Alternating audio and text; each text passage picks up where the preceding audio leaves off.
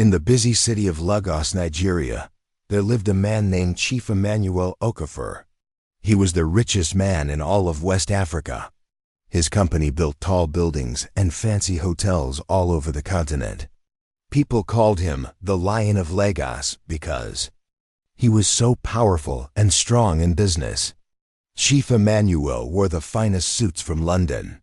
He drove cars that cost more than most people's houses. His mansion had 20 rooms, a swimming pool the size of a football field, and gardens so beautiful that people came from far away just to see them.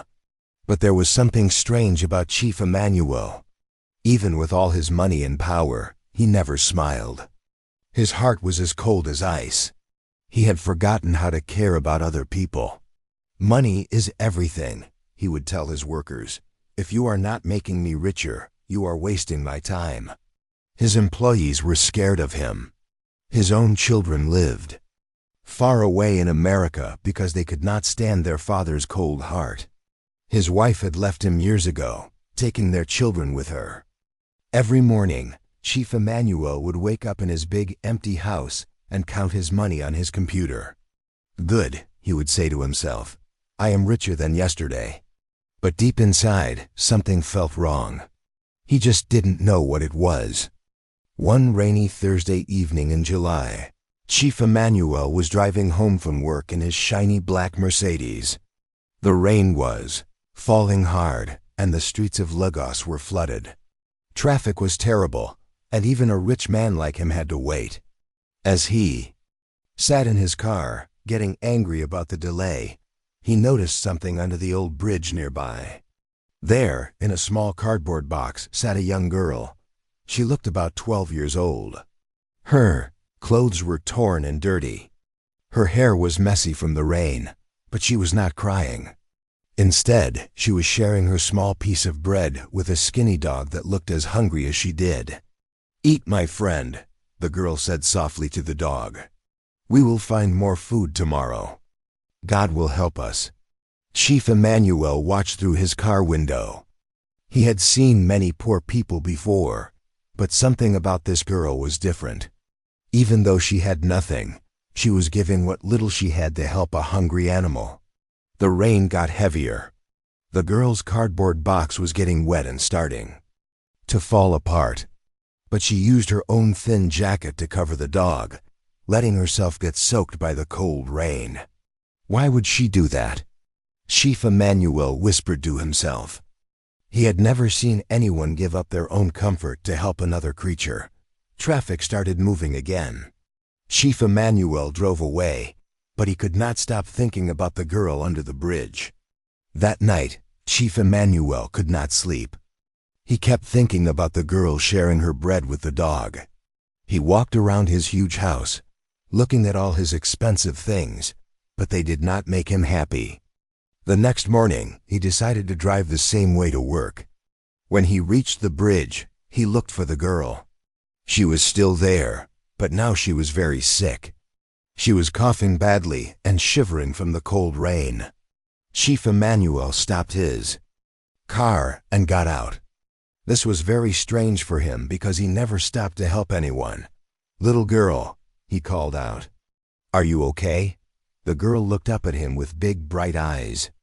Even though she was sick and hungry, she smiled at him.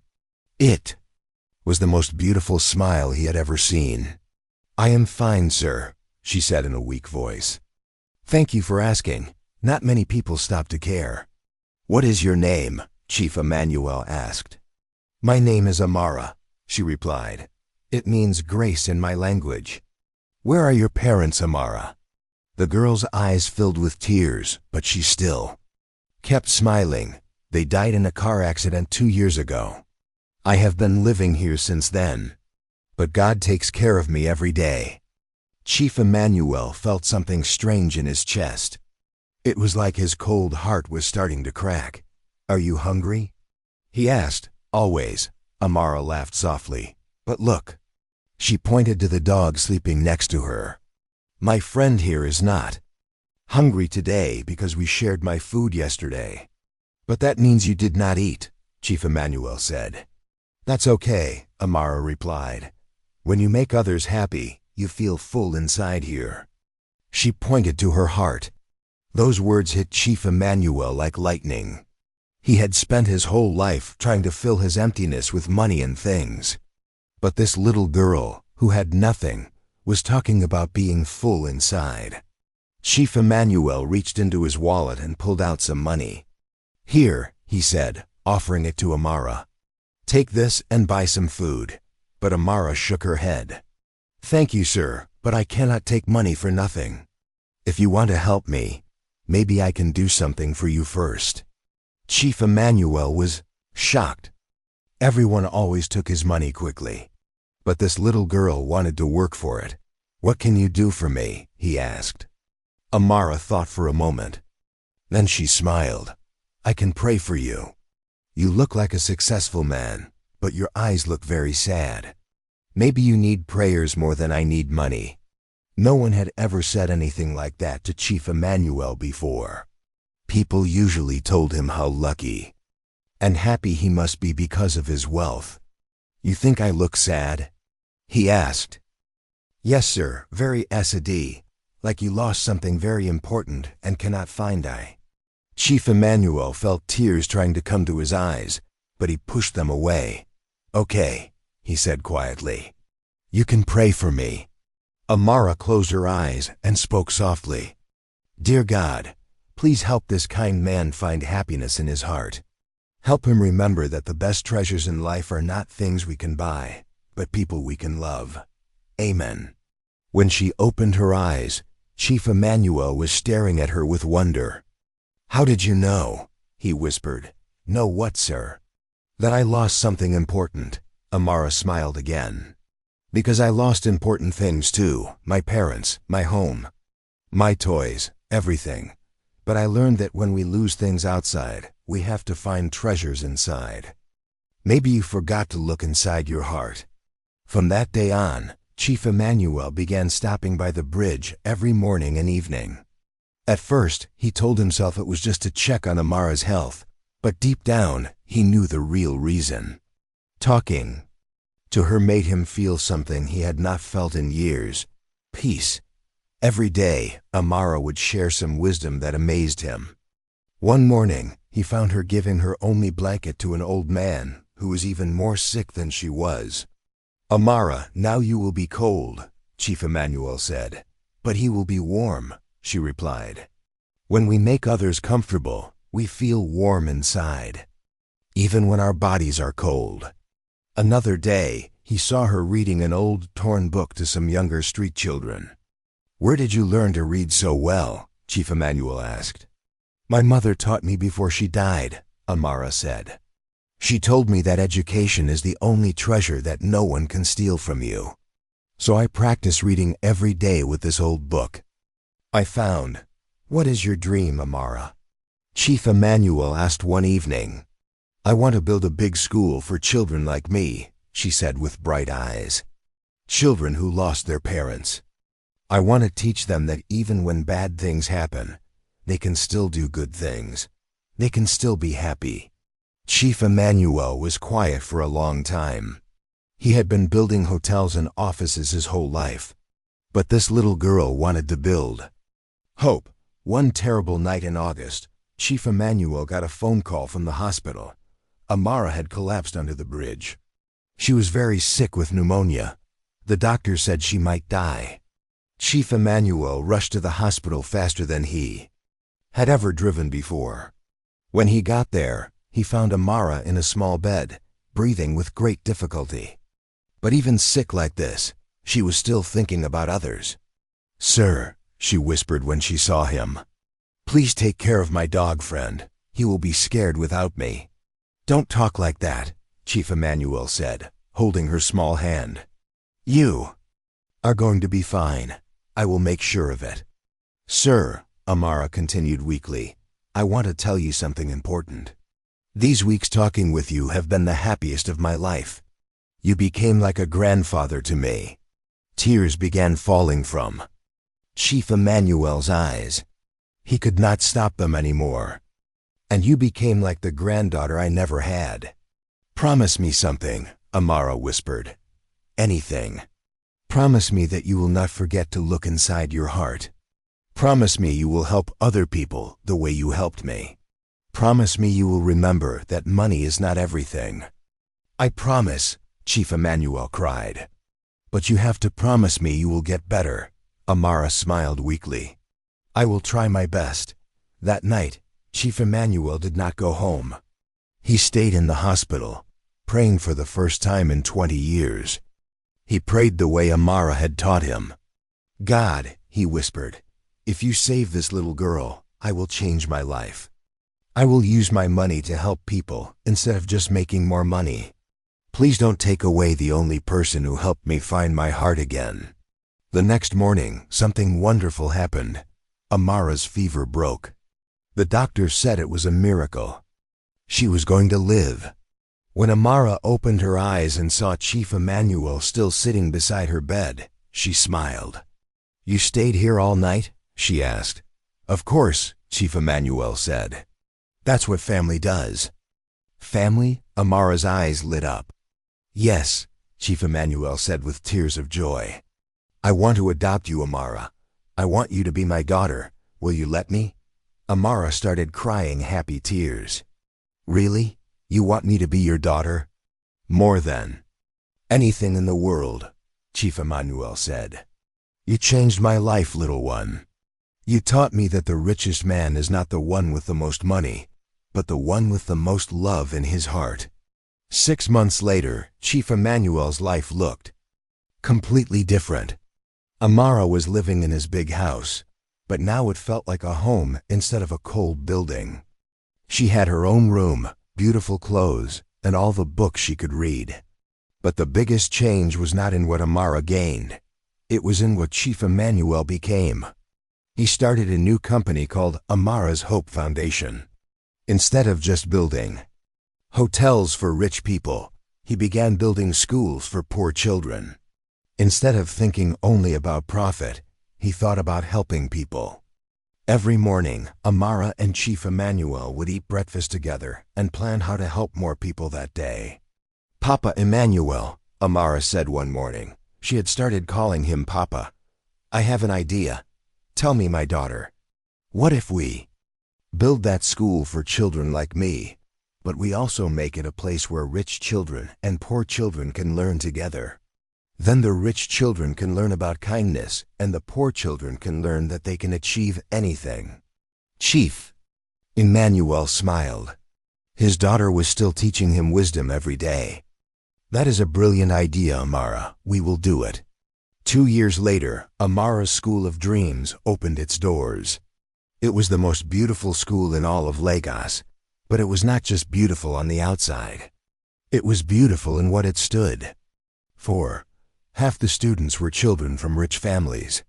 Half were orphans and children from poor families. All of them learned together, played together, and became friends together. On opening day, Chief Emmanuel stood before hundreds of people and told Amara's story. He told them how a homeless girl under a bridge had taught him the most important lesson of his life. This little girl, he said, putting his hand on Amara's shoulder, showed me that true wealth is not measured by what we have, but by what we give. She taught me that happiness does not come from getting, but from giving. The crowd clapped and cheered. Many people were crying happy tears. Then Amara stepped forward to speak.